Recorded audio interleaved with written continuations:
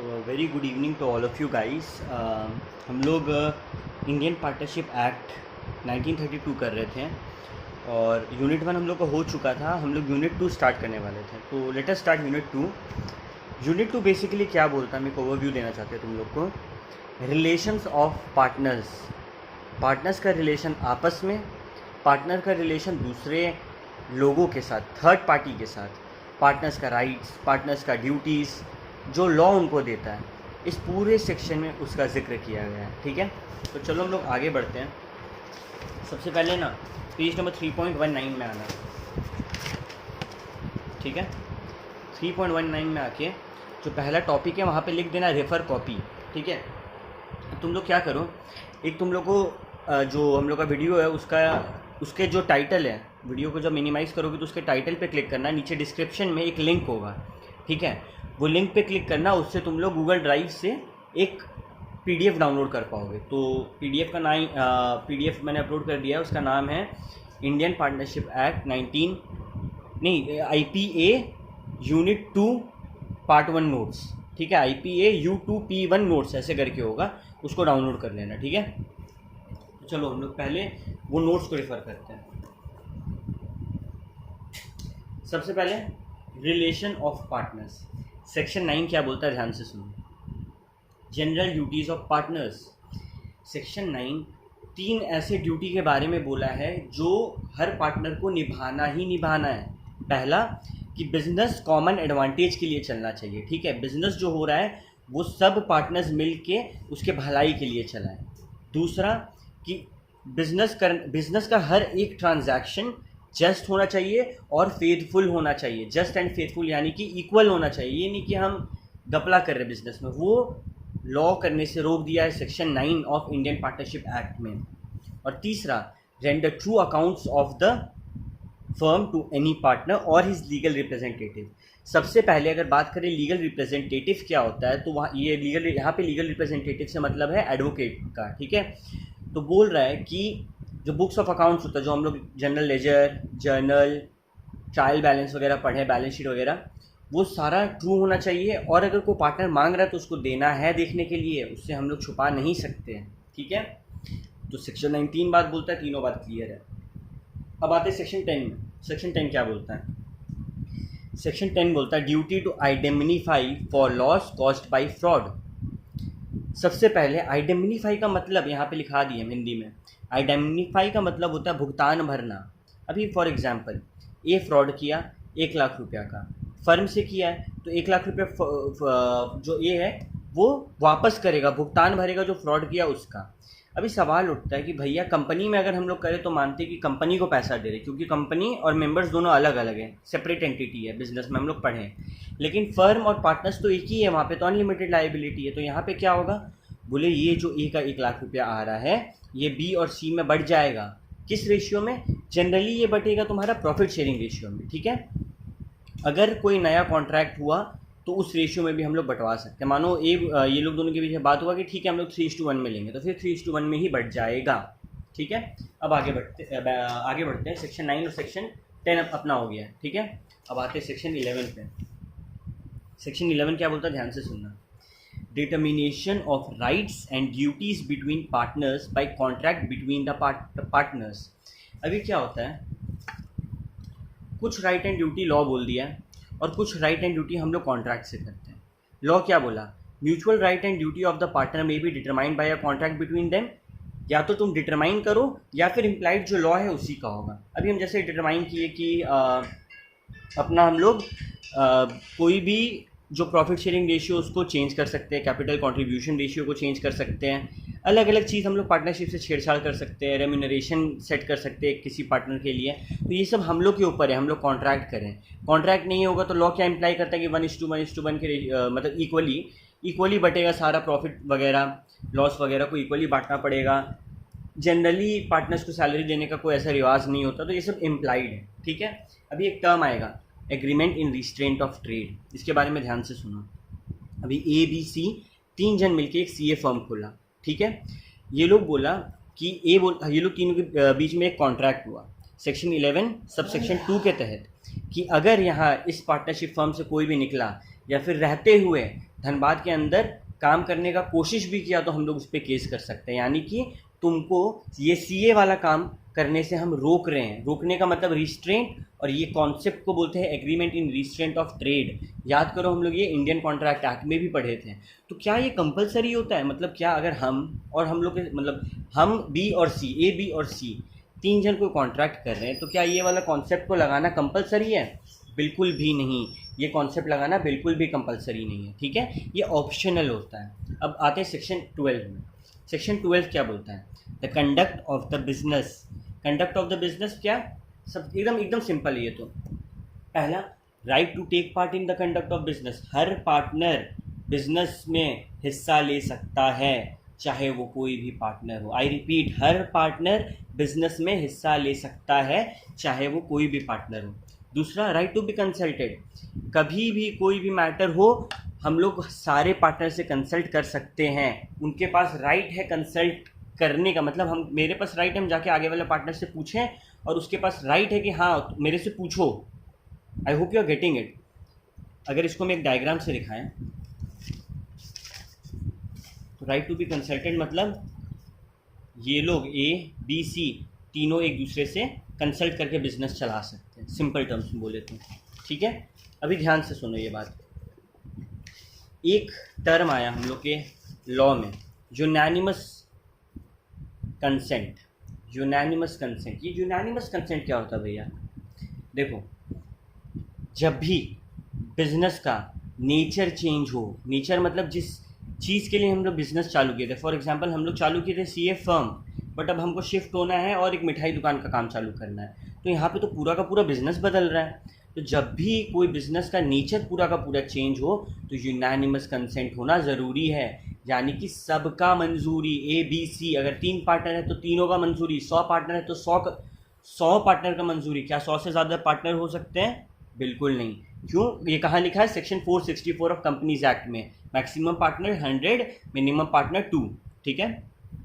अच्छा, अगर ये नेचर ऑफ बिजनेस वाला सीन नहीं है तो हम लोग मेजॉरिटी वाला जो भी मेजॉरिटी वोट फेवर में आएगा उसका डिसीजन लेंगे। For example A B C है, बी और सी बोल रहा है कि हाँ ये काम करो, और ए बोल रहा है कि मत करो, तो ज़्यादा कौन बोला? बी और सी। तो जो बी और सी बोलेगा वो होगा, तो मेजॉरिटी को प्रेफर किया जाता है। बट अगर नेचर चेंज होगा तो यूनानिमस कंसेंट, ये ध्यान में रखना है। ध्यान में रखना है इन सेंस एग्जाम में आ सकता है। ओके, अब आगे बढ़ते हैं। Right to access the books. हर पार्टनर के पास हक है कि वो बोले कि हमको बुक्स ऑफ अकाउंट्स दिखाओ, हमको मेरा बैलेंस शीट दिखाओ, हमको दिखाओ मेरा एसेट्स लायबिलिटी क्या है, मेरा P&L क्या है। हर पार्टनर बुक्स मांग सकता है। ये चीज़ कहाँ बोला है? सेक्शन 12 में बोला है, ठीक है। अब आते हैं सेक्शन 13 में। सेक्शन 13 क्या बोलता है? Mutual rights and liabilities. सबसे पहले 13 का है राइट टू रेम्यूनरेशन। किसी भी पार्टनर को रेम्यूनरेशन देने का ज़रूरत नहीं है, लेकिन बट अगर ये कस्टम चलता आ रहा है, यानी कि हर साल हम रेम्यूनरेशन दे रहे हैं अपने पार्टनर्स को, तब पेमेंट करना होगा। कस्टमरी यानी कि ये कस्टम, ये ट्रेड चलता आ रहा है, ये रिवाज चलता आ रहा है, तो पेमेंट करना होगा। ऐसे लॉ नहीं बोलता है पेमेंट करने के लिए। एग्जाम में आया, क्या पार्टनर को रेम्यूनरेशन देना ज़रूरी है? हम लोग का जवाब क्या होगा? बिल्कुल नहीं। लेकिन बट अगर कस्टमरी है तो देना पड़ेगा। फिर 13 का बी क्या बोलता है? Right to share profit. Profit तो बांटना ही है, हम लोग पढ़ चुके हैं पहले यूनिट में कि प्रॉफिट बांटना is one of the essential elements of the partnership definition under section 4। तो यहाँ पे क्या बोलेगा? Profit must be shared as agreement, otherwise equal. अगर एग्रीमेंट है तो एज पर एग्रीमेंट बोल दो, अगर नहीं है तो अपना हम लोग पढ़े ही है 1:1:1 अकाउंट्स में पढ़े थे। वो कॉन्सेप्ट जो अकाउंट्स में हम लोग पढ़े थे ना, वो यहाँ से ओरिजिन हुआ 13B, ठीक है। तो अगर कोई भी जूनियर हम लोग के सामने बोले कि भैया बताइए या फिर दीदी बताइए कि हम अगर एग्रीमेंट नहीं है तो क्या करना है, तो हम लोग सेक्शन के साथ बोल सकते हैं कि 13 के बी के तहत 1:1:1 यानी कि इक्वली बांटना पड़ेगा, ठीक है। अगर लॉस हो रहा है तो लॉस का भी वही सीन है, अगर कुछ एग्रीमेंट नहीं है तो इक्वली बांट लो। आगे बढ़ते हैं। प्रॉफिट, अच्छा एक बात सबसे पहले ध्यान रखना, प्रॉफिट शेयरिंग रेशियो और कैपिटल कंट्रीब्यूशन का ना कोई डायरेक्ट रिलेशन नहीं होता है। फॉर एग्जांपल मेरा प्रॉफिट शेयरिंग रेशियो 1:2:3, तो ज़रूरी नहीं हम कैपिटल भी उसी हिसाब से देंगे, ठीक है। ये दोनों अनरिलेटेड है। किस्मत होता है कभी कभी सेम हो जाता है क्वेश्चंस में, लेकिन ये दोनों अनरिलेटेड होते हैं, ठीक है, दोनों का कोई रिलेशन नहीं होता है। अब आगे बढ़ते 13 के सी। 13 का सी बोलता है इंटरेस्ट ऑन कैपिटल। देखो इसमें इसके बारे में बता रहे तुम लोग को। इंटरेस्ट ऑन कैपिटल हम लोग अगर अकाउंट्स में देखें तो कहाँ डालते थे, P&L अप्रोप्रिएशन, है ना। अच्छा, इंटरेस्ट ऑन कैपिटल के लिए एक एग्रीमेंट में लिखा हुआ होना चाहिए कि हाँ इंटरेस्ट ऑन कैपिटल देंगे, ठीक है, या फिर ट्रेड कस्टम होना चाहिए, यानी कि रिवाज होना चाहिए कि हाँ हर साल तो देता ही है इंटरेस्ट ऑन कैपिटल, या फिर लॉ बोले कभी कोई स्टैट्यूटरी प्रोविजन बने इंटरेस्ट ऑन कैपिटल को लेके, यही 3 केसेस में देंगे, तो नहीं तो देना ज़रूरी नहीं। इंटरेस्ट ऑन एडवांसेस, अभी क्या हुआ ना, कभी कभी फर्म को पैसा का दरकार पड़ता है, ठीक है, मानो मेरा बिजनेस को पैसा का दरकार पड़ा, अब हम रईस पार्टनर हैं तो हम क्या करेंगे, हम बिजनेस को पैसा दे देंगे। अब जो हम पैसा बिजनेस को दिए हैं, मानो हम बिजनेस को दिए 10,000 रुपया, तो क्या बिजनेस 10,000 वापस करेगा मेरे को? बिल्कुल नहीं, एक अपॉर्चुनिटी कॉस्ट है, वो इंटरेस्ट होता है, तो वो इंटरेस्ट माना गया कि 6% पर एनम होगा।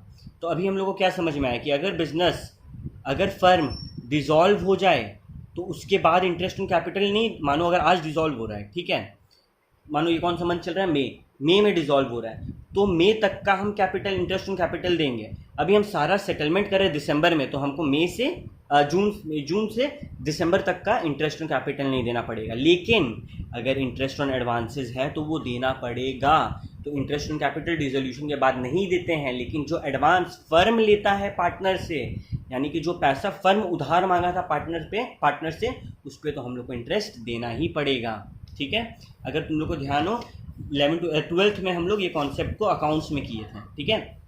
अब हम लोग बढ़ते हैं आगे। 13 के ई में क्या बोला है, right to be identified. Identify का मतलब भुगतान भरना। तो क्या बोला है, every partner will get money paid in the ordinary course of business performance of an act in emergency for protecting the firm. यहाँ पे बोला मानो आग लग गया, ठीक है। अब आग लगे तो कोई भी आदमी हो वो क्या करेगा, फायर एक्सटिंग्विशर से उसको बुझाने का कोशिश करेगा, फायर डिपार्टमेंट को बुलाएगा और जो भी वाजिब तरीका लगता है वो करेगा। तो मानो वो कुछ खर्चा किया, मानो आग बुझाने के लिए उसका खर्चा हुआ 5,000 रुपये का, ठीक है। तो बुझाने के बाद आग बोला अपना पार्टनर्स को कि यार मेरे को फर्म से 5,000 रुपया चाहिए। पार्टनर्स पूछा क्यों? क्योंकि हम बचाएं तुम लोग का फर्म को। तो यहाँ पे लॉ बोलता है सेक्शन 13 का ई कि उस पार्टनर को हम लोग को पैसा देना होगा, आइडेंटिफाई करना होगा, अगर वो कोई ऐसा एक्ट करे जो मैन ऑफ ऑर्डिनरी प्रूडेंस करेगा इमरजेंसी के केस में, तो ठीक है। अच्छा, 13 का F, right to identify the firm, ठीक है। अभी मानो फर्म को कोई लॉस या डैमेज हुआ तो बोलता है पार्टनर फर्म को देगा। यहाँ पे क्या कर रहा था, फर्म दे रहा था पार्टनर को, यहाँ पे पार्टनर फर्म को देगा। यानी कि कोई भी लॉस करे आइडेंटिफाई तो करना ही पड़ेगा भैया, भुगतान तो भरना ही पड़ेगा, ठीक है। अब हम लोग देखते हैं हम लोग कहाँ से कहाँ तक कवर कर चुके हैं। यहाँ पे अभी हम लोग पेज नंबर 3.19 से लेकर ये पूरा कर लिए, ठीक है। तुम लोग एक बार रीड कर लेना बस, और यहाँ तक कर लिए हम लोग पेज नंबर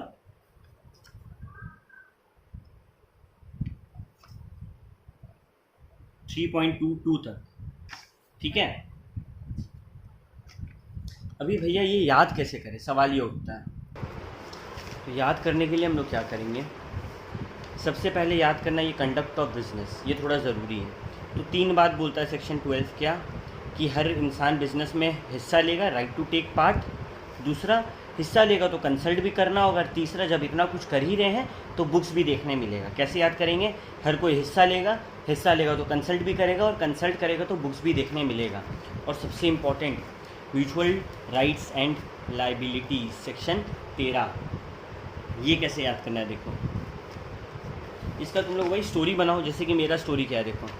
सबसे पहले, ठीक है, सबसे पहले हम एडवांस लिए, यानी कि हम लोन लिए, हम उसको एज ए कैपिटल यूज़ किए। अभी नॉर्मल हम बिज़नेस कैसे चालू करें मेरा कहानी सुनो। हम मार्केट से लोन लिए, लोन से हम कैपिटल इन्वेस्ट किए। अभी जो मेरे यहाँ काम कर रहा था वो लोग को हम रेम्यूनरेशन दिए। ये सारा करने के बाद हुआ प्रॉफिट, ठीक है। प्रॉफिट हुआ तो हम जिसको लॉस हुआ था उसको आइडेंटिफाई कर दिए, और फर्म को भी आइडेंटिफाई कर दिए। क्या कहानी है यहाँ पे, सबसे पहले हम पैसा उधार लिए यानी कि एडवांसेस, जिसको हम कैपिटल की तरह यूज़ किए हैं। सबको सैलरी दिए यानी कि रेम्यूनरेशन, जिससे प्रॉफिट हुआ। प्रॉफिट कमाते ही हम लोगों को और फर्म को आइडेंटिफाई कर दिए। तो हम लोग का आराम से याद हो जाएगा, याद करने में भी कोई दिक्कत नहीं होगा। तो अब हम लोग स्टार्ट करेंगे पार्टनरशिप प्रॉपर्टी, ठीक है, सेक्शन 14। अभी इसका क्या पढ़ना है ना, यहाँ पे हम देखो हाईलाइट करके रखें, यहाँ पे द प्रॉपर्टी, 3rd लाइन से, एनालिसिस ऑफ सेक्शन 14 में। यहाँ से रीड करना चालू करो। The property which is deemed as belonging to the firm in the absence of any agreement between the partners showing contrary intention is compromise of the following items. पहला, all property, rights and interests which partner may have brought into the common stock as their contribution to the common business. दूसरा, all the property, rights and interests acquired or purchased by or for the firm or for the purpose and in the course of the business of the firm. और तीसरा, goodwill of the firm। यहाँ पे क्या बोल रहा है कि partnership firm का प्रॉपर्टी क्या होता है, तीन चीज़ के बारे में बोला है। पहला सारा प्रॉपर्टी, राइट और इंटरेस्ट जो पार्टनर लाए हैं एज कॉमन स्टॉक। अभी दो सीन होता है। फॉर एग्जांपल, मानो तुम लोग में से कोई भी तीन जन पार्टनर है, ठीक है। मानो काजल, श्रुति और अनुज पार्टनर है, ठीक है। अभी अनुज क्या किया, अपना लैपटॉप लाया, तो सवाल उठता है क्या हम इसको फर्म का हम एग्रीमेंट किया है, तुम लोग तीनों के बीच में एग्रीमेंट हुआ है कि ये फर्म का प्रॉपर्टी है, ये common stock of the firm है? नहीं। अगर एग्रीमेंट नहीं हुआ तो वो अनुज का ही है, अनुज जब चाहे उसको ले जा सकता है। लेकिन अगर एग्रीमेंट हो गया तो वो फर्म का प्रॉपर्टी हो जाएगा और फिर अनुज का हक उस पर नहीं रहेगा, ठीक है। दूसरा, वो हर प्रॉपर्टी, राइट एंड इंटरेस्ट, ठीक है, PRI बोलते हैं, PRI, अक्वायर्ड और परचेज बाय और फॉर द फर्म, मानो फर्म के पैसा से खरीदा गया हो, ठीक है, फॉर द पर्पस या and in the course of the business of the firm, ठीक है। फर्म के पैसा से खरीदा गया हो तो वो फर्म का, फर्म में कोई पार्टनर लाया है एज कॉमन स्टॉक तब वो फर्म का। और तीसरा, goodwill of the business. Goodwill क्या होता है हम लोग सबको पता है, उसमें उसको हम डिफाइन करने नहीं जाएंगे, ठीक है। तो अब आगे बढ़ते हैं। When a partnership firm is dissolved, every partner has a right in the absence of any agreement to the contrary to have the goodwill of the business sold for the benefits of all the partners। अगर firm dissolve हो रहा है तो यहाँ पे right है section 14 के अंदर में कि तुम गुडविल बेचवाओ। मानो ABC तीन जन है तो A बोल सकता है कि यार गुडविल बेचो ताकि पैसा आए और वो पैसा हम लोग आपस में बांटे या फिर जो भी लाइबिलिटीज़ वगैरह पे करे, तो गुडविल बेचा जा सकता है। ये किस सेक्शन में बोला है? सेक्शन 14 में बोला है। सेक्शन 14 क्या बोलता है कि फर्म का प्रॉपर्टी क्या है? फर्म का प्रॉपर्टी क्या है? तीन चीज़। पहला, जो पार्टनर लाया हो, दूसरा जो फर्म अपना पैसा से खरीदा हो, और तीसरा जो गुडविल होता है फर्म का, ठीक है। अच्छा, अभी यहाँ पे आओ, पेज नंबर 3.23 में। Where the property is exclusively belonging to a person, it does not become property of the partnership merely because it is used for the business of the partnership. Such property will become property of the partnership only if there is an agreement। वही बात है, अनुज अपना laptop लाया तो क्या वो property of the firm हो गया? नहीं, वो प्रॉपर्टी ऑफ अ पार्टनर है। वो प्रॉपर्टी ऑफ द फर्म कब होगा? जब इन तीनों के बीच में एग्रीमेंट हो जाए कि हाँ ये लैपटॉप अब फर्म का है। जब अनुज बोल दे कि हम ये लैपटॉप फर्म को देते हैं तब वो फर्म का प्रॉपर्टी होगा, ठीक है। सेक्शन 15 क्या बोलता है? 14 में बता दिया प्रॉपर्टी क्या है, 15 में बोलेगा कि प्रॉपर्टी का क्या एप्लीकेशन है। Section 15 provides that the property of the firm shall be held and use by the partners exclusively for the purpose of business. Business के काम के लिए करेंगे यूज़, पर्सनल काम के लिए यूज़ नहीं करेंगे, ठीक है। अभी जो सेक्शन 16 है ना, ये बहुत इंपॉर्टेंट है, यहाँ पे स्टार मार्क कर दूँ, ठीक है। क्या बात बोल रहा है, ध्यान से सुनो। दो बात है। पहला, अगर पार्टनर बिजनेस के किसी भी ट्रांजैक्शन से कोई भी प्रॉफिट उठाता है तो वो पार्टनर को बाकी पार्टनर्स के सामने डिस्क्लोज करना होगा कि देखो भैया इस ट्रांजैक्शन से हम प्रॉफिट उठाएं, ठीक है। पहला बात। एग्जाम्पल, ABCD 4 जन था, ठीक है। ये लोग शुगर रिफाइनरी का काम चालू किया। अभी क्या हुआ, एक को ना, ये होलसेलर था, शुगर के चीनी का होलसेलर था, तो एक को पता था कब रेट बढ़ता घटता रहता है। तो जब रेट घटा तब ये अपने पास क्या किया, अपने पास से जब रेट बढ़ा तब ये क्या किया, कुछ शुगर फर्म को दे दिया, तो वो प्रॉफिट कमाया। अब यहाँ पे A का ड्यूटी बनता है कि वो B, C और D तीनों को बोले कि हाँ हम यहाँ पे प्रॉफिट कमाए हैं, ठीक है। अगर वो कोई भी सीक्रेट प्रॉफिट कमा रहे तो उसको बताना है। अगर ये लोग इन्हें पहले ही बात हुआ था, ये पहले ही बोल रहे थे कि देखो भैया हम तो अपना प्रॉफिट कमाएंगे, तब तो कोई टेंशन ही नहीं है। लेकिन अगर ये बात नहीं हुआ था और वो प्रॉफिट कमाया है ना, तो उसको वापस करना होगा या फिर B और C और D तीनों को बता देना होगा कि हम प्रॉफिट कमाएं, क्या तुम लोगों को कोई दिक्कत नहीं तो कोई बात नहीं, और दिक्कत है तो फिर वापस करो। आई होप यहाँ तक एकदम क्लियर हुआ।